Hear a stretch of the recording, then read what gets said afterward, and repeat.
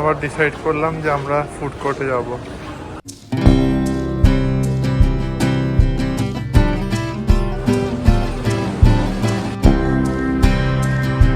কিছু পছন্দ হচ্ছে?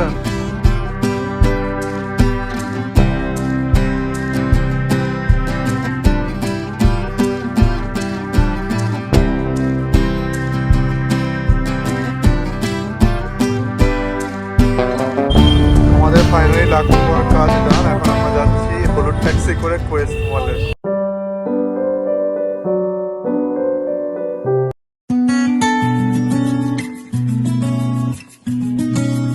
হ্যালো এভরিওয়ান, গুড মর্নিং সবাইকে and welcome to a new blog.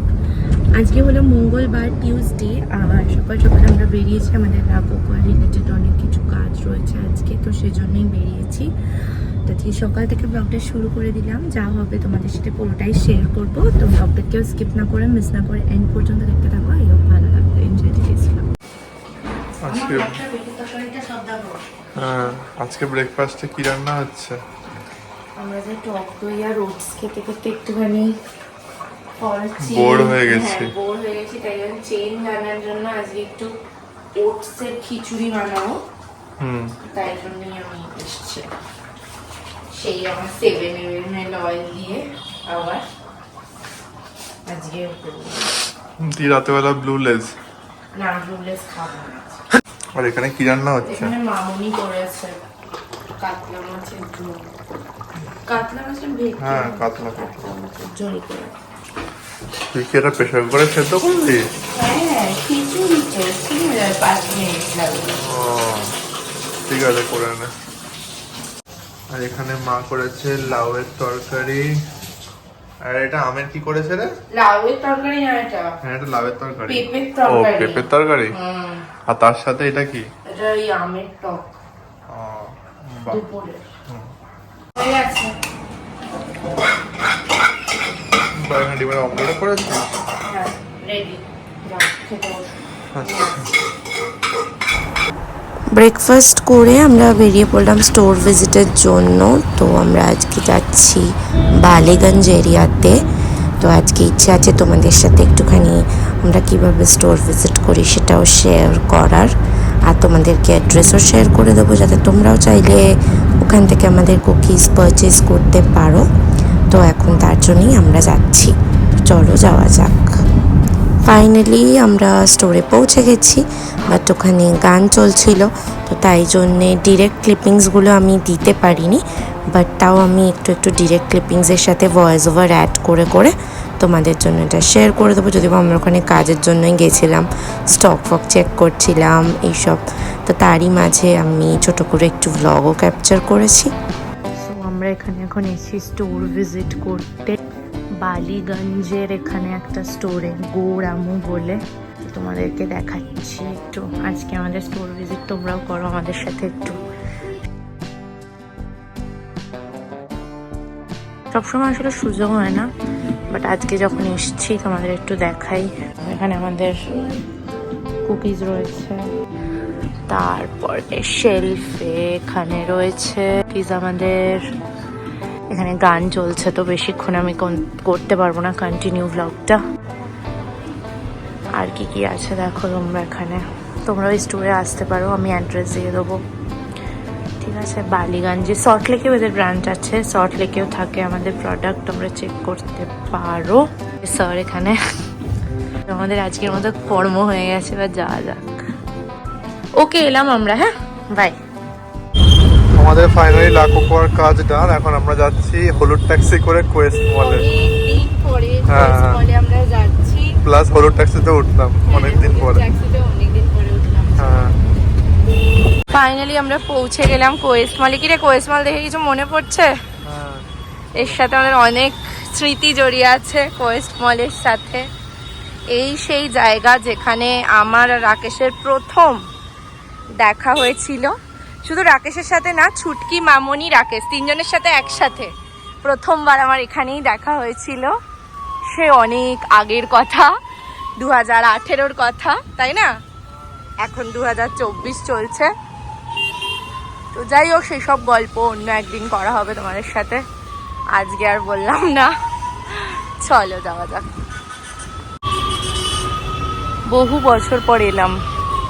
এটা শুধু রাকেশের সাথে আমার প্রথম দেখা হওয়ার যে জায়গা তাই না, এটা আমার প্রথম ওয়ার্ক প্লেসও, জীবনের প্রথম চাকরি বা প্রথম আর্নিং যেটাকে বলে আর কি, ফার্স্ট জব, সেটাও আমার ছিল এটাই। তো দুটো দিক থেকে এটা আমার কাছে খুবই কি বলবো স্মৃতিপূর্ণ একটা জায়গা। যাই হোক, চলো যাওয়া যাক। বিয়ের শপিং করতে লাস্ট এসছিলাম দীপায়নের সাথে, তারপর আবার আজকে এলাম, তাই না? চলো। তো আমরা ফার্স্ট ফ্লোরে চলে এসেছি, এখন কোথায় যাবে কি জানি। কিরণ কোথায় যাবি? ঠিক আছে।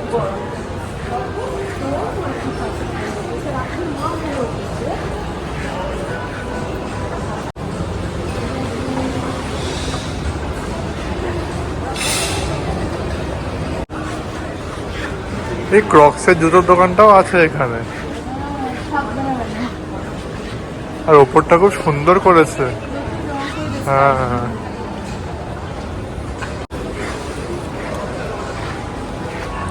আমার তো সব থেকে ওপরের ফ্লোরটা কি সুন্দর লাগছে এই কালারিংটার জন্য, আর নিচটা কি সুন্দর লাগছে। না না, একবার সরস্বতী পুজোয় আমরা এখানে এসেছিলাম, ব্যাঙ্গালোরে ছিলাম যে বছর, সেবারে এসে আমি তুই আর ঘন্টি এসেছিলাম। হ্যাঁ আগেরবার আমরা শপিং করতে এসে বোম্বে ব্রেসারিতে খেয়েছিলাম, বাট তখন আমরা ব্লগ করতাম না, তাই সেটা শ্যুট করা হয়নি। আমরা যখন যেদিন বোম্বে ব্রেসারিতে খেয়েছিলাম তখন আমরা ব্লগ করতাম না। খুব ভালো এখানে খাবার দাবার। সেদিনকে অ্যাপেলের ল্যাপটপটা কিনেছিলাম না, ওটা তো সাউথ সিটি মল থেকে। এতক্ষণ আমরা ফুড কোর্টে বসে বসে একটু গল্প করছিলাম, আমরা চলে এসেছি নিচে এখন। কি হলো? বললি স্পেন্সার যাবি, এখন আবার লাইফস্টাইল যাচ্ছিস? ও, এখানে এসেও গাছ, হ্যাঁ এটা ডুপ্লিকেট ডুপ্লিকেট।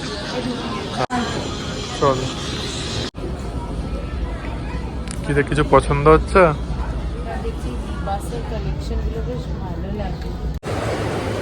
এখন রাকেশ ওয়াশরুম গেছে, আমি এখানে ওয়েট করছি।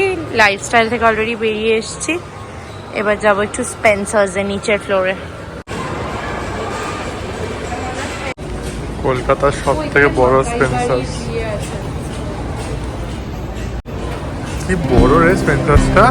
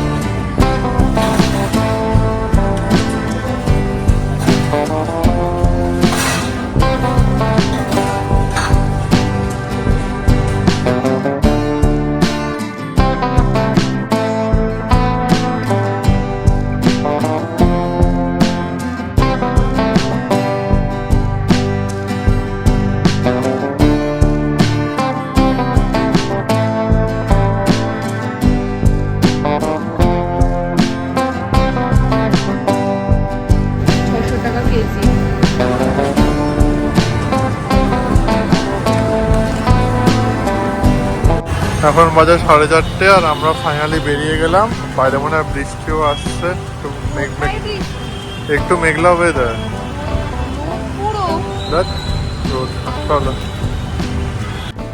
আবার হেলদি রান্না।